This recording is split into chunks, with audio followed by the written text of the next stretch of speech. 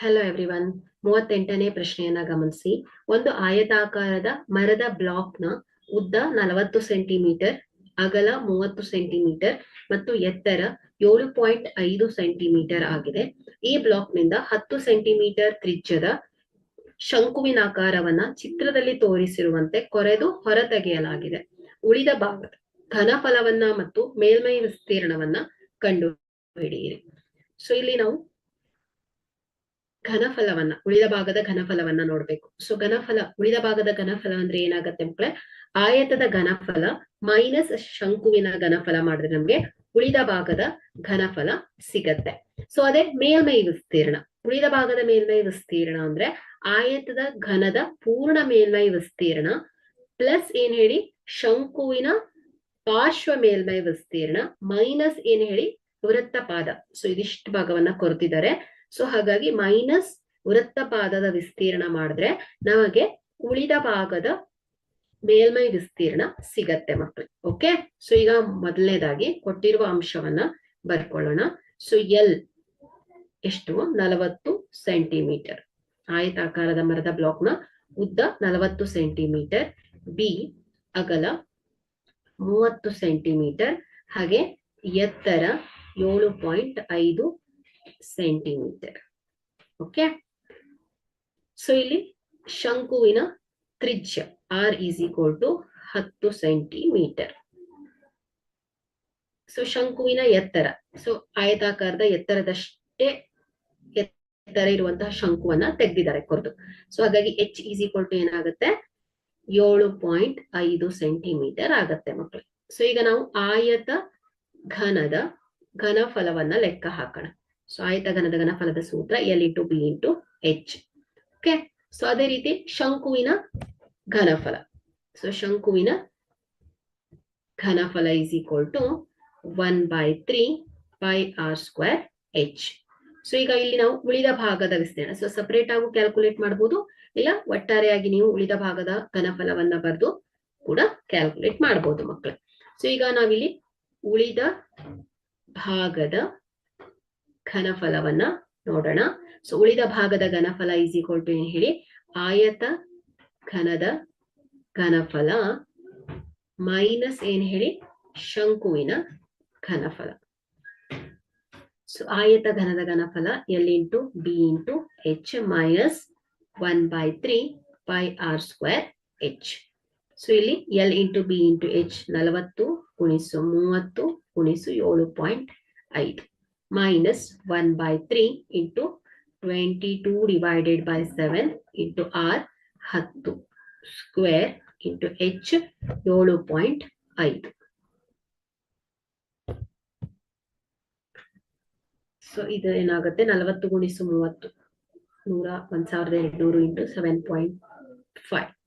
So ಇದು ಎಷ್ಟಾಗುತ್ತೆ?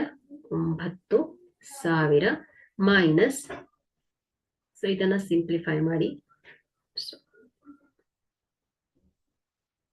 10 square ಅಂದ್ರೆ 100 ಆಗುತ್ತೆ. 100 ಗುಣಿಸು 2 22 ಗುಣಿಸು 7.5 7 21. ಸೊ ಎಲ್ಲ ಮಲ್ಟಿಪ್ಲೈ ಮಾಡಿ ಡಿವೈಡ್ ಮಾಡಿದಾಗ 785.7 ಬರುತ್ತೆ. ಸೊ ಸಿಂಪ್ಲಿಫೈ ಮಾಡಿದ್ರೆ 8214.3 ಸೆಂಟಿಮೀಟರ್ ಕ್ಯೂಬ್ ಆಗತ್ತೆ ಮಕ್ಕಳೇ. ಸೊ ಇದೇನ್ ಹೇಳಿ? ಉಳಿದ ಭಾಗದ ಘನಫಲ ಆಯ್ತು. ಸೊ ಈಗ ನಾವಿಲ್ಲಿ ಉಳಿದ ಭಾಗದ ಮೇಲ್ಮೈ ವಿಸ್ತೀರ್ಣವನ್ನ ನೋಡ್ಬೇಕು. ಸೊ ಇಲ್ಲಿ ನಮಗೆ ಶಂಕುವಿನ ಪಾರ್ಶ್ವ ಮೇಲ್ಮೈ ವಿಸ್ತೀರ್ಣದಲ್ಲಿ ಪೈ ಆರ್ ಎಲ್ ಸೂತ್ರ. ಸೊ ಎಲ್ ಬೇಕು ನಮ್ಗೆ, ಅಂದ್ರೆ ಓರೆ ಎತ್ತರ ಬೇಕು ಮಕ್ಕಳೇ. ಹಾಗಾದ್ರೆ ಇಲ್ಲಿ ನಾವು ಇದರ ಓರೆ ಎತ್ತರವನ್ನ ಕ್ಯಾಲ್ಕುಲೇಟ್ ಮಾಡೋಣ. So l is equal to ಏನ್ ಹೇಳಿ? Square root of h square plus r square. So l is equal to ಶಂಕುವಿನ ಎತ್ತರ ಎಷ್ಟು? ಎಲ್. ಸೊ ಇದು ಓರೆ ಎತ್ತರ ಎಲ್ ಇದೆ. ಸೊ ಶಂಕುವಿನ ಎತ್ತರ ಎಷ್ಟಿದೆ? 7.5 ಅಲ್ವಾ? ಸೊ ಶಂಕುವಿನ ಎತ್ತರ 7.5 whole square plus r square ಶಂಕುವಿನ ತ್ರಿಜ್ಯ. ಸೊ ಎಷ್ಟಿದೆ? 10 square. So l is equal to square root of 7.5 whole square. So 56.25 plus 10 square ಅಂದ್ರೆ 100 ಆಗುತ್ತೆ. So l is equal to square root of 56.25 plus 100. So 156.25. So square root ಹೋದ್ರೆ 12.5 centimetre ಆಗುತ್ತೆ. So ಇದು ಶಂಕುವಿನ ಓರೆ ಎತ್ತರ ಸಿಕ್ಕಿದೆ. ಸೊ ಈಗ ನಾವು ಉಳಿದ ಭಾಗದ ಮೇಲ್ಮೈ ವಿಸ್ತೀರ್ಣವನ್ನ ಲೆಕ್ಕ ಹಾಕಬೇಕು.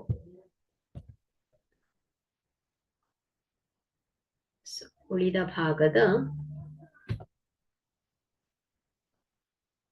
ಭಾಗದ ಮೇಲ್ಮೈ ವಿಸ್ತೀರ್ಣ ಇಸ್ ಈಕ್ವಲ್ ಟು ಆಯತದ ಪೂರ್ಣ ಮೇಲ್ಮೈ ವಿಸ್ತೀರ್ಣ ಪ್ಲಸ್ ಶಂಕುವಿನ ಪಾರ್ಶ್ವ ಮೇಲ್ಮೈ ವಿಸ್ತೀರ್ಣ ಮೈನಸ್ ವೃತ್ತಪಾದ pi R square minus pi R square. So is equal to ಆಯತದ ಪೂರ್ಣ ಮೇಲ್ಮೈ ವಿಸ್ತೀರ್ಣದ ಸೂತ್ರ 2 into L B plus B H plus H L plus ಶಂಕುವಿನ ಪಾರ್ಶ್ವ ಮೇಲ್ಮೈ ವಿಸ್ತೀರ್ಣದ ಸೂತ್ರ pi R L minus pi R square. So ಇಲ್ಲಿ 2 into L B plus B H plus H L plus pi R ಸಾಮಾನ್ಯವಾಗಿದೆ. ಸೊ ಪೈ ಆರ್ ಅನ್ನ ಹೊರಗಿಟ್ಕೊಂಡ್ರೆ so bracket ಅಲ್ಲಿ ಎಲ್ ಮೈನಸ್ ಆರ್ ಉಳಿಯುತ್ತೆ.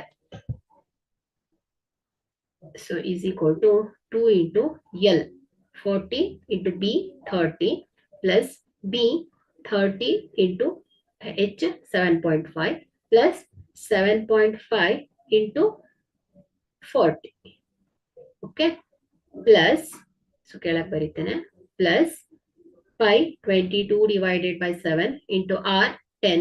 So L ಓರೆ ಎತ್ತರ 12.5 minus r 10. Okay.